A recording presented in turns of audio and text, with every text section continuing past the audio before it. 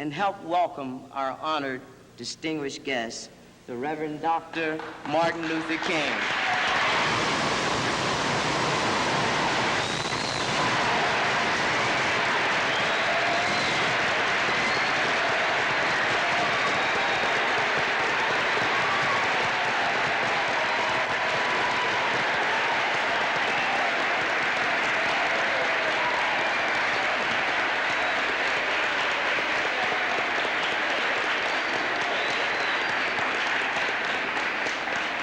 Thank you very kindly.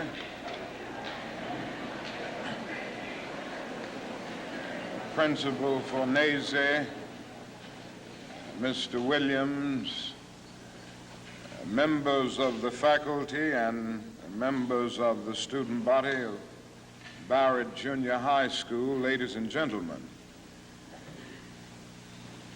I need not pause to say how very delighted I am to be here today and to have the opportunity of taking a brief break in a pretty busy schedule in the city of Philadelphia to share with you the students of Barratt Junior High School. And I want to express my personal appreciation to the principal and the administration for inviting me and for giving me the opportunity to see this very fine and enthusiastic group of students here at Barratt. I guess I ought to start out with a commercial, and that is tonight we're going to have a great night in the city of Philadelphia at the Spectrum. Now, I know you've heard of that new impressive structure called the Spectrum. And I know you've heard of Harry Belafonte and Aretha Franklin and Nipsey Russell and Sidney Poitier and all of these other great and outstanding artists. Well, they're going to be here tonight at the Spectrum. And I hope that each of you will go home and tell your parents to be there tonight for this great Freedom Festival. And I hope you will come also, for it will be a great experience. And by coming, you will be supporting the work of the civil rights movement. Now that I've gotten the commercial out of the way, I'll move on and say some things that I want to say very briefly. And I'm being very honest, I'm going to be brief because I have other engagements. I don't have a tradition of being brief all the time. You know, I'm a Baptist preacher, and we can talk a long time. But I'm going to really be brief today. I want to ask you a question, and that is, what is in your life's blueprint? This is the most important and crucial period of your lives, for what you do now and what you decide now at this age may well determine which way your life shall go. And whenever a building is constructed, you usually have an architect who draws a blueprint. And that blueprint serves as the pattern, as the guide, as the model for those who are to build the building. And a building is not well erected without a good, sound, and solid blueprint. Now, each of you is in the process of building the structure of your lives. And the question is whether you have a proper, a solid, and a sound blueprint. And I want to suggest some of the things that should be in your life's blueprint. Number one in your life's blueprint should be a deep belief in your own dignity, your own worth, and your own somebodyness. Don't allow anybody to make you feel that you are nobody. Always feel that you count. Always feel that you have worth. And always feel that your life has ultimate significance. Now that means that you should not be ashamed of your color. You know, it's very unfortunate that in so many instances our society has placed a stigma on the Negro's color. And you know, there are some Negroes who are ashamed of themselves. But don't be ashamed of your color. Don't be ashamed of your biological features. Somehow you must be able to say in your own lives and really believe it, I am black but beautiful. And believe it in your heart.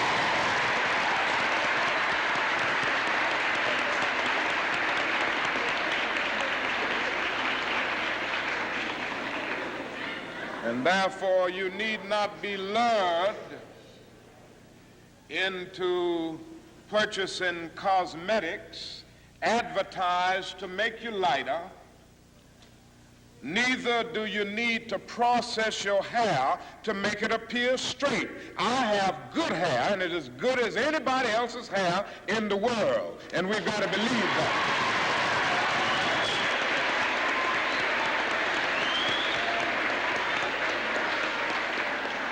Now, in your life's blueprint, be sure that you have that a principle of somebodyness. Secondly,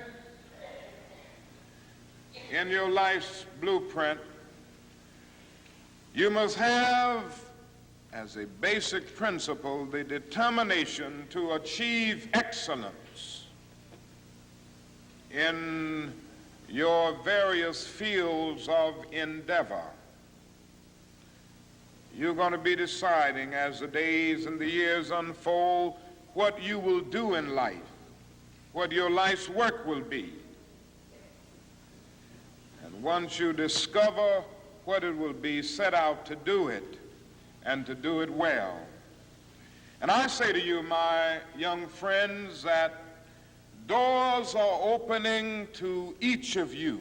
Doors of opportunity are opening to each of you that were not open to your mothers and to your fathers. And the great challenge facing you is to be ready to enter these doors as they open.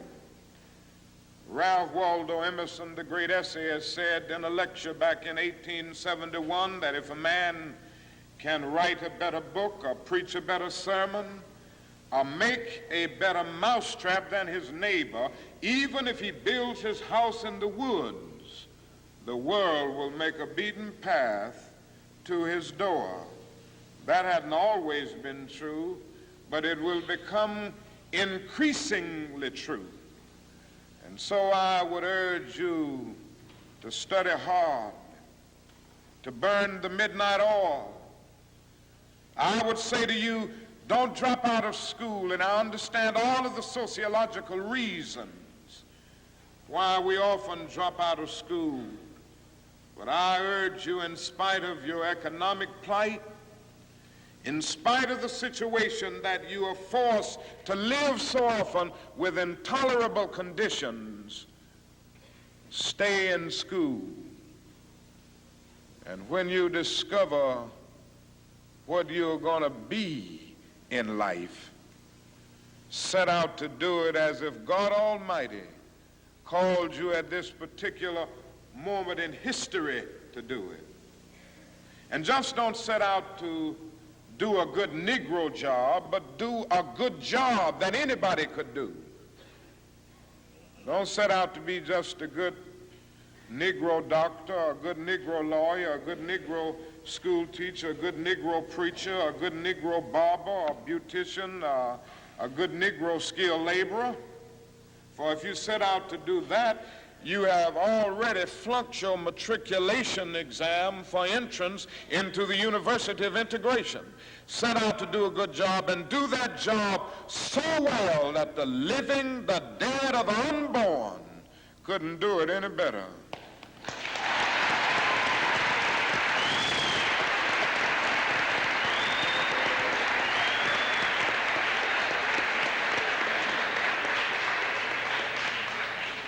If it falls your lot to be a street sweeper, sweep streets like Michelangelo painted pictures. Sweep streets like Beethoven composed music. Sweep streets like Leontine Price sings before the Metropolitan Opera.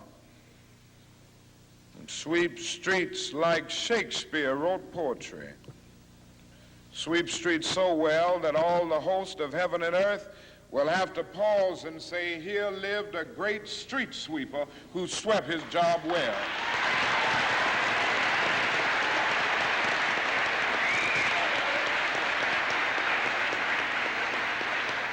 If you can't be a pine on the top of the hill, be a scrub in the valley.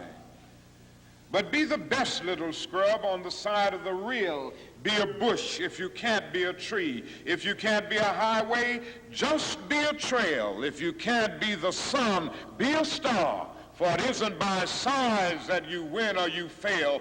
Be the best of whatever you are.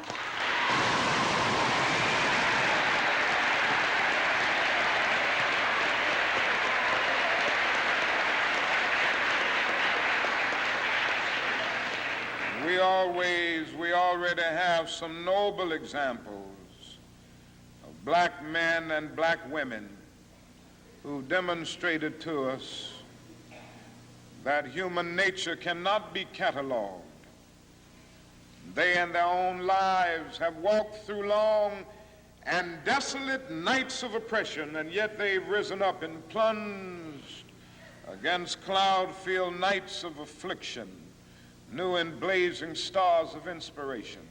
And so from an old slave cabin of Virginia's hills, Booker T. Washington rose up to be one of America's great leaders. He lit a torch in Alabama, and darkness fled in that setting. Yes, you should know this because it's in your own city.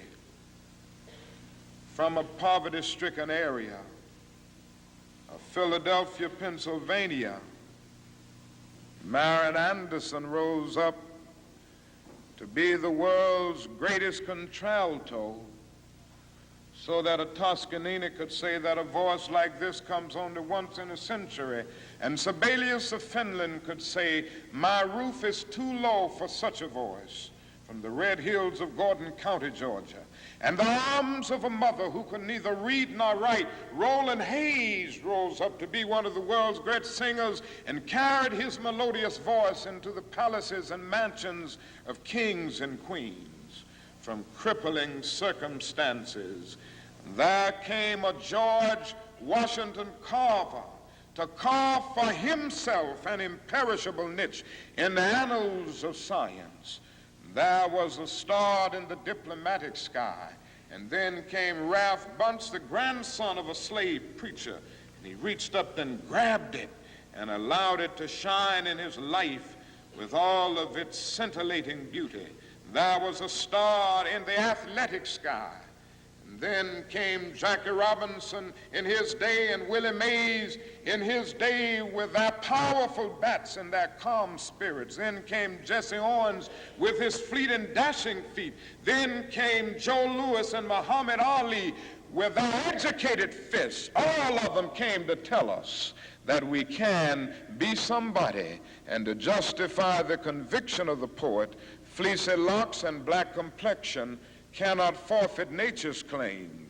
Skin may differ, but affection dwells in black and white the same. And if I were so tall as to reach the pole, or to grasp the ocean at a span, I must be measured by my soul. The mind is the standard of the man. And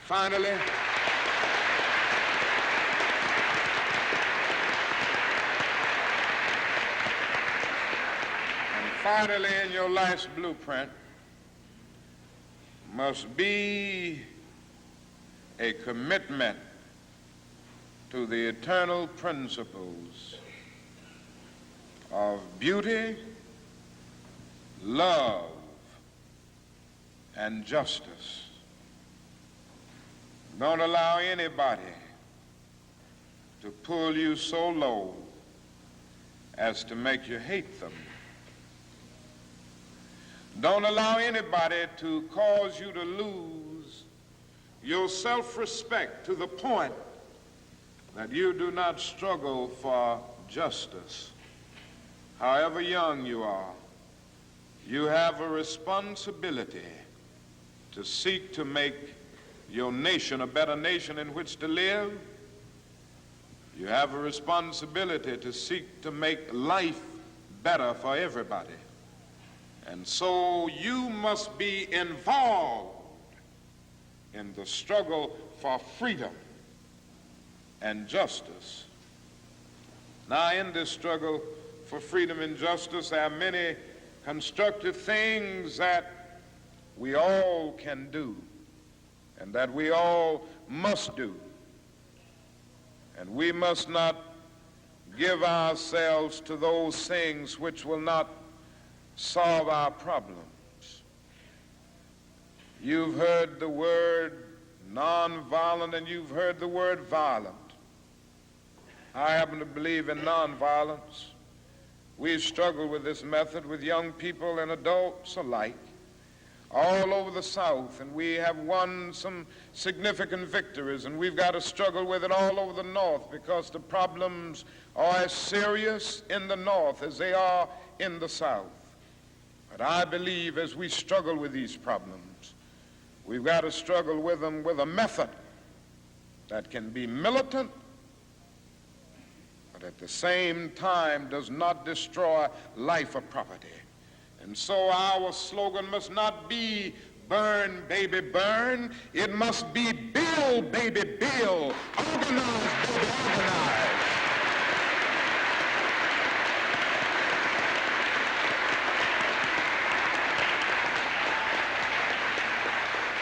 Yes, our slogan must be learn, baby, learn, so that we can earn, baby, earn.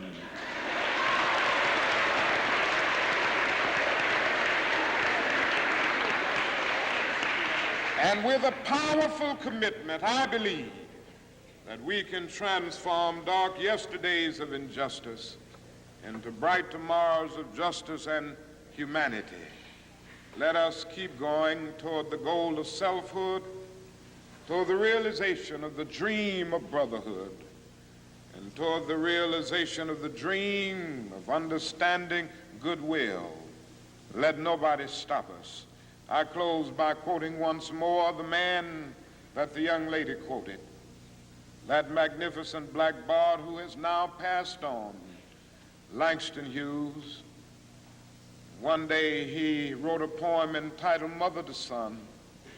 And the mother didn't always have her grammar right, but she uttered words of great symbolic profundity.